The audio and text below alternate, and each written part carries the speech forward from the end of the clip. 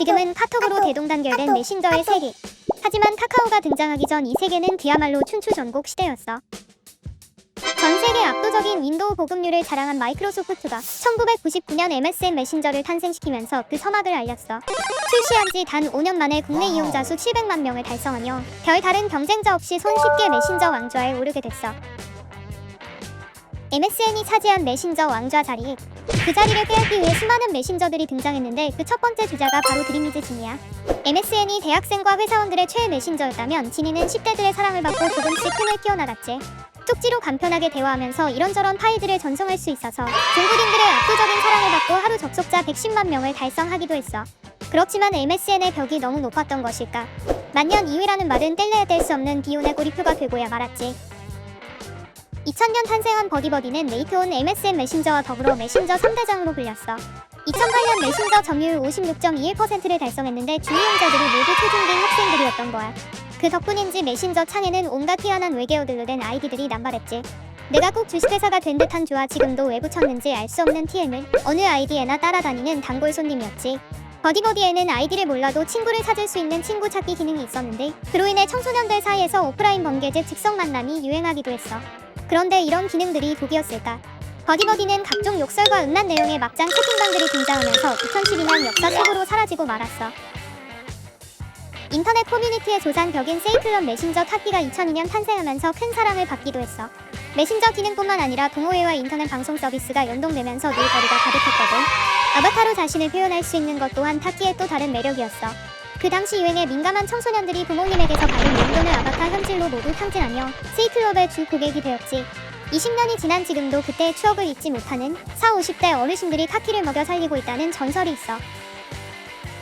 춘추전국 시대를 편성한 메신저가 2003년 등장했는데 바로 네이트온이야. 출시 당시 문자 보내기 프로그램 정도로 소개되는 듣보잡 메신저였던 네이트온은 싸이워드라는 구세주를 만나게 되면서 승승장구하게 돼.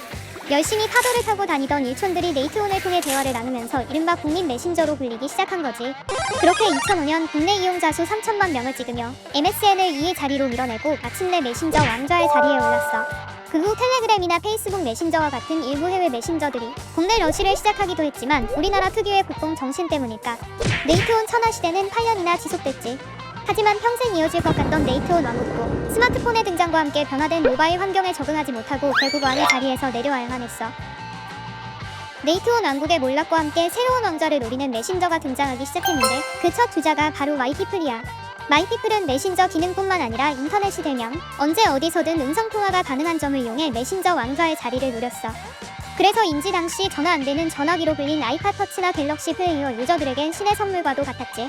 하지만 마이피플에겐 치명적인 단점이 하나 있었는데 바로 배터리 먹는 하마라는 거야. 메시지가 어느 정도 많이 온다 싶으면 배터리 강탈. 잠자는 사이 메시지 러시가 시작되면 전화 생명이 바로 하늘나라로 가버리고 말았지. 드디어 지금의 카카오 왕국을 건설한 카카오톡의 등장. 카카오톡은 피처폰 시대 사망 선고를 내리고 스마트폰 보급률을 폭발적으로 늘린 사실상의 1등 통신이야. 데이터 통신 기능을 활용한 무과금 메시지와 단체 채팅 기능을 통해 유저들에게 폭발적인 사랑을 받았지. 뿐만 아니라 말없이 서로 대화가 가능한 신세계를 열어주기도 했어.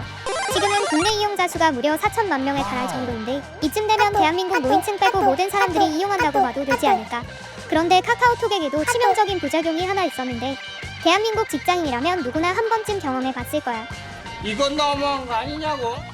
카카오톡의 등장 1년 뒤 네이버가 라인을 출시하며 메신저 왕좌를 노렸지만 이미 국내를 장악한 카카오톡으로 인해 국내 입지는 아직도 바닥을 면치 못하고 있어. 하지만 라인은 카카오가 고전하고 있는 해외에서 엄청난 성공을 거두고 있어. 특히 일본에서는 9,500만 명의 유저를 확보하고 있을 정도로 국민 메신저로 자리 잡았지. 하지만 나는 노제팬. I'll be back.